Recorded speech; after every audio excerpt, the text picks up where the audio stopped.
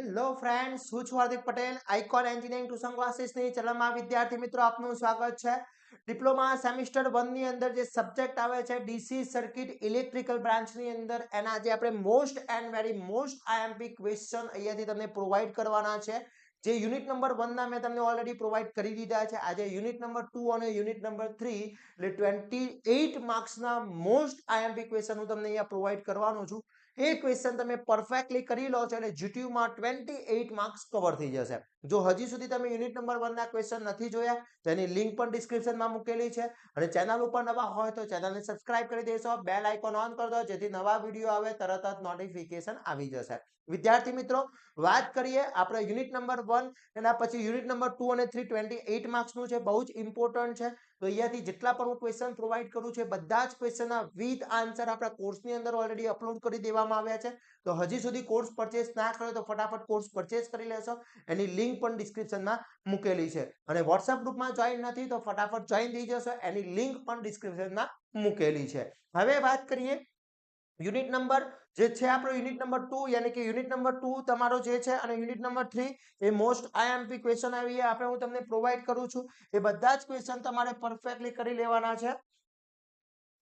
જે ક્વેશ્ચન તમારા unit number 2 અને યુનિટ નંબર 4 ના છે એની અંદર વાત કરીએ તો યુનિટ નંબર 2 અને 3 યુનિટ નંબર 2 ની અંદર ટર્મ સમજાવવાના છે, નોડ્સ કોને કહેવામાં આવે છે એ સમજાવવાનું છે.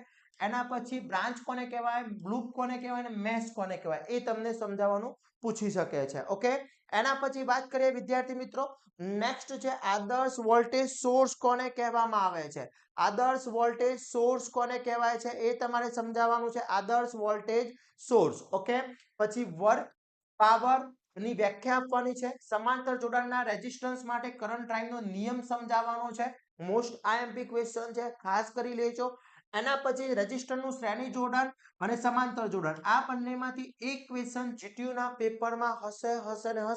કાં તો ડિફરન્ટ હશે કાં તો બંનેનો અલગ અલગ હશે. એના પછી રેઝિસ્ટન્સ અને શ્રેણી સમાંતરની સરખામણી કરો. ઓકે, કાં તો આ બંનેમાંથી એક ક્વેશ્ચન હશે કાં તો આ હશે.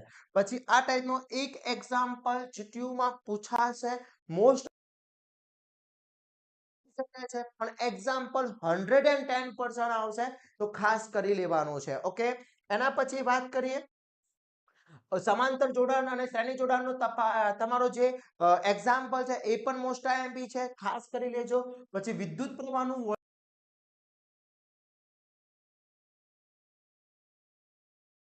મોસ્ટ ઇમ્પોર્ટન્ટ છે. એન્ડ લાસ્ટ ક્વેશ્ચન ડ્યુઆલિટી સમજાવો. આટલા ક્વેશ્ચન યુનિટ નંબર 2 ના મોસ્ટ આઈએમપી છે જેમાં 3 માર્ક્સ, 4 માર્ક્સ અને 7 માર્ક્સ આ ત્રણ મેં ઇન્ક્લુડ કરી દીધા છે. બધાના આન્સર મેં કોર્સની અંદર ગુજરાતી અને ઇંગ્લિશ બંનેમાં આપેલા છે. તો ફટાફટ કોર્સ પરચેસ કરીને તૈયારી સ્ટાર્ટ કરી લેશો. અને ખાસ વિદ્યાર્થી મિત્રો, આ વિડીયોને વધુમાં વધુ શેર કરવાનો છે જેથી દરેક વિદ્યાર્થી મિત્રો આનો લાભ મેળવી શકે. હવે એના પછી વાત કરીએ યુનિટ નંબર 3 નેટવર્ક થિયરમ. હવે નેટવર્ક થિયરમ થોડું ચેપ્ટર હાર્ડ છે એટલે ક્વેશ્ચન થોડા તમને હાર્ડ લાગશે પણ તૈયાર કરવું જરૂરી છે. ઓકે, બીકોઝ આગળ તમારા આના પછી એસી સર્કિટ આવવાનું છે તો એના માટે પણ થિયરમ જરૂરી છે. તો રીપ્રોસેટિંગ થિયરમ લખો. મોસ્ટ આઈએમપી થિયરમના બધા સ્ટેટમેન્ટ ખાસ કરી લેજો. જેટલા પણ થિયરમ છે એ બધાના થિયરમના જે સ્ટેટમેન્ટ છે ખાસ કરી લેવાના છે. પછી સર્કિટ એલિમેન્ટ લિસ્ટ બનાવો. મોસ્ટ આઈએમપી છે.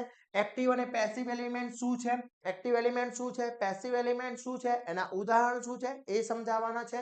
લિનિયર અને નોન લિનિયર એલિમેન્ટ શું છે એ સમજાવવાનું પૂછી શકે છે. આ બધા 3-4 માર્ક્સ ની અંદર પૂછી શકે છે.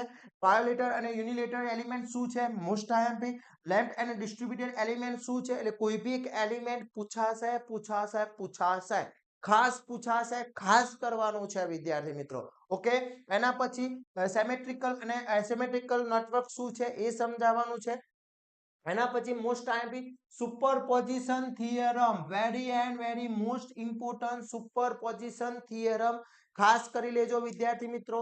એના પછી ડેલ્ટા ટુ સ્ટાર ટ્રાન્સફોર્મર સમજાવો અથવા સ્ટાર ટુ ડેલ્ટા આ બંનેમાંથી એક ક્વેશ્ચન 110% પેપરમાં આવશે. કે ક્લિયર. એના પછી વાત કરીએ થેવેનિન થિયરમ. નોર્ટન થિયરમ, આ ત્રણમાંથી કોઈ એક થિયરમ ખાસ કરી લેવાનો છે અને મહત્તમ પાવર ટ્રાન્સમિશન થિયરમ.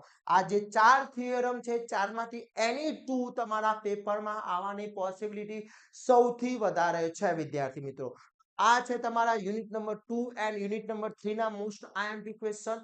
આના પછીના નેક્સ્ટ વિડીયોમાં યુનિટ નંબર 4 અને યુનિટ નંબર 5 કવર કરી લઈશું. એટલે આપણે આખું ડીસી સર્કિટ તમને આપી દઈશું મોસ્ટ આઈએમપી ક્વેશ્ચન. જીટીયુ નું પેપર સમજી લો, આમાંથી જ પેપર આવવાનું છે. તૈયારી આજથી સ્ટાર્ટ કરી લો જેથી જીટીયુ માં બેસ્ટ માર્ક્સ મેળવી શકીએ. જો તમારે સુપર 30 ક્વેશ્ચન તૈયાર જોતા હોય તો મને કોમેન્ટ કરશો, બટ એના આ બધા ક્વેશ્ચન કરી લેજો. સુપર 30 આમાંથી જ આવવાના છે વિદ્યાર્થી મિત્રો. ઓકે, તો આશા રાખું છું આ વિડીયો તમારા માટે ખૂબ જ હેલ્પફુલ થવાનો છે. તમારે તમારા ફ્રેન્ડ સર્કલમાં ખાસ આને શેર કરી દેવાનો છે જેથી દરેક વિદ્યાર્થી મિત્રો તૈયારી કરી શકે, સારા માર્ક્સ મેળવી શકે. અને આવા જ નવા વિડીયો સાથે નવા દિવસે મળીશું. ત્યાં સુધી વિદ્યાર્થી મિત્રો મને રજા આપશો. જય હિન્દ, જય ભારત.